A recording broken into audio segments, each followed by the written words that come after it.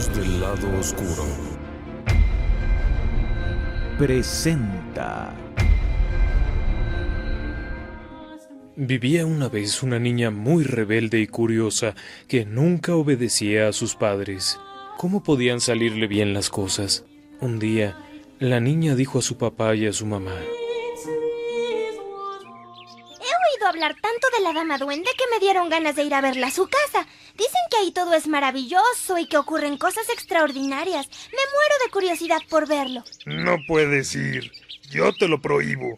La dama duende es una mujer muy malvada que hace cosas terribles. Si vas, dejarás de ser nuestra hija. Relatos del lado oscuro. Pero la niña no hizo caso de las advertencias de su papá ni de las súplicas de su mamá y se encaminó a la casa de la dama duende. Y cuando llegó, la dama duende le preguntó: ¿Por qué estás tan pálida, niña? ¡Ay! Es que lo que vi me asustó mucho. ¿Qué viste? En la escalera vi a un hombre negro. Era un carbonero. Luego vi a un hombre verde. Ese era un cazador. Luego vi otro, rojo como la sangre. Ese era un carnicero.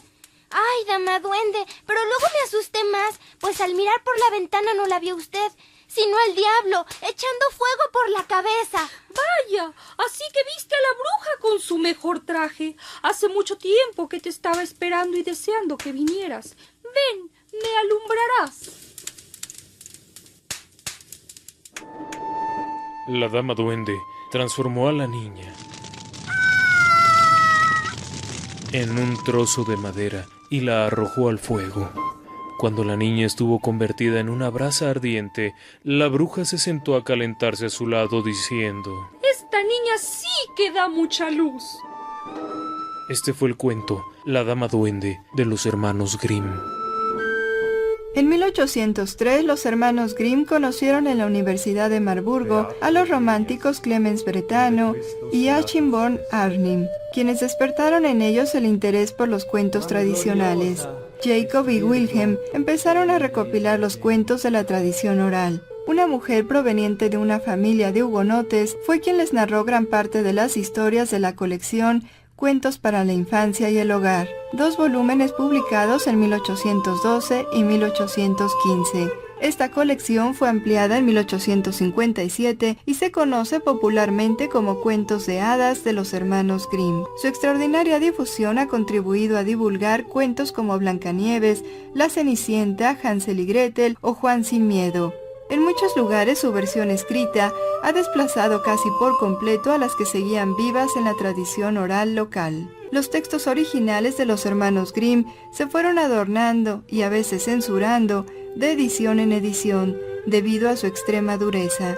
Los Grimm se defendían de las críticas, argumentando que sus cuentos no estaban dirigidos a los niños, pero para satisfacer las exigencias del público burgués tuvieron que cambiar varios detalles de los cuentos originales. Por ejemplo, la madre de Hansel y Gretel pasó a ser una madrastra, porque el hecho de abandonar a los niños en el bosque no coincidía con la imagen tradicional de la madre de la época. También hubo que cambiar, o mejor dicho, omitir alusiones sexuales explícitas en algunos de los cuentos. Los hermanos Grimm retomaron también algunos cuentos franceses, gracias a Dorothea Wigemann y a las familias Hasenpflug y Wilde, y precisamente una hija de los Wilde se convertiría después en la esposa de Wilhelm. Pero para escribir un libro de cuentos verdaderamente alemán, aquellos cuentos que llegaron de Francia a los países de habla alemana, como El gato con botas o Barba azul, tuvieron que eliminarse de las ediciones posteriores. Las primeras ediciones de la colección Cuentos para la Infancia y el Hogar se vendieron modestamente en Alemania. Al principio apenas unos cientos de ejemplares al año. Por supuesto, estas primeras ediciones no estaban dirigidas al público infantil. En un principio, los hermanos Grimm rehusaron utilizar ilustraciones en sus libros y preferían las notas eruditas a pie de página, que ocupaban casi tanto espacio como los cuentos mismos. En sus inicios nunca se consideraron escritores para niños, sino folcloristas patrióticos. Alemania, en la época de los hermanos Grimm, había sido invadida por los ejércitos de Napoleón, y el nuevo gobierno pretendía suprimir la cultura local del viejo régimen de feudos y principados de la Alemania de los principios del siglo XIX. De ahí la importancia de su obra. Fue hasta 1825 que los cuentos de los hermanos Grimm se dirigieron al público infantil con la publicación de la colección titulada Pequeña Edición, que contenía 50 relatos con ilustraciones fantásticas de su hermano Ludwig. Entre 1825 y 1858 se publicaron 10 ediciones de esta colección. A mediados del siglo XIX, en algunos sectores de América del Norte, la colección de cuentos era condenada por docentes, padres de familia y figuras religiosas debido a su crudo e incivilizado contenido, ya que representaba la cultura medieval con todos sus rígidos prejuicios, su crudeza y atrocidades. Los adultos ofendidos se oponían a los castigos impuestos a los villanos. Un ejemplo se puede ver en la versión original de Blancanieves. A la malvada madrastra se le obliga a bailar con unas zapatillas de hierro ardiente al rojo vivo hasta caer muerta. Los primeros libros ilustrados fueron hechos por los editores ingleses, pero cuando los hermanos Grimm descubrieron a su nuevo público infantil, se dedicaron a refinar y suavizar sus cuentos.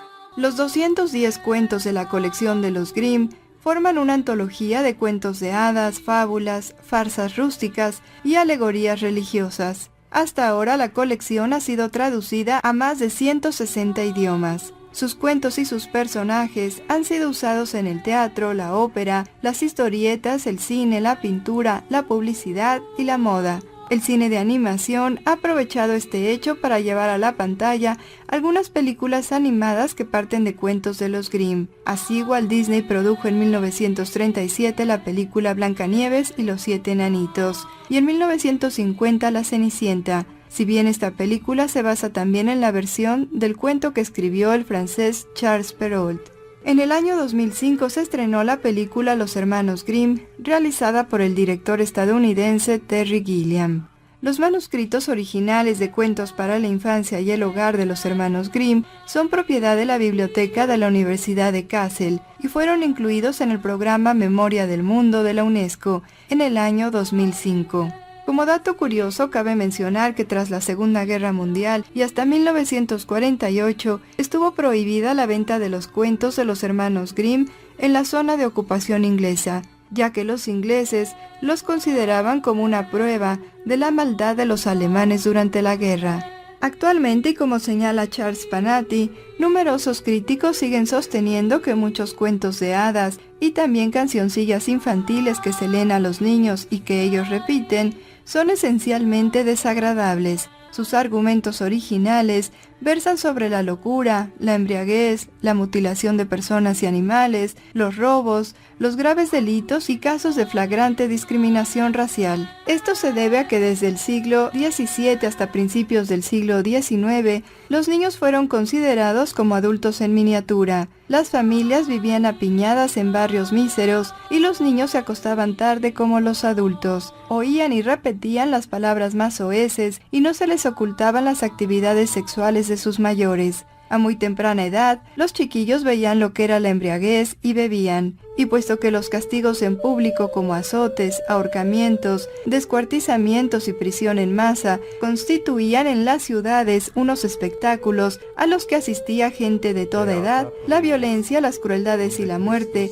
no les resultaban extrañas a los niños. La vida era dura. Los cuentos de hadas mezclaban maravillosas fantasías con esa cruda realidad, y someter a los niños a esta combinación parecía entonces perfectamente natural y en absoluto nociva. El breve relato La Dama Duende que hoy escuchamos es otro de los extraños cuentos cargados de simbolismos y crueldad de los hermanos Grimm, en los que la violencia parece gratuita y poco pedagógica, pero que es explicable en el contexto en el que fue escrito. Ya los propios Grimm, en el prólogo a la primera edición de sus cuentos, se defienden contra las posibles acusaciones referidas a la conveniencia o el escaso valor pedagógico de ciertos cuentos. Nada mejor puede defendernos que la naturaleza, la cual ha dejado crecer estas flores y hojas con tal variedad de colores y de formas. Si a alguno no le son de utilidad por sus determinadas necesidades, no por ello puede exigir que deban ser coloreadas y cortadas de otra manera.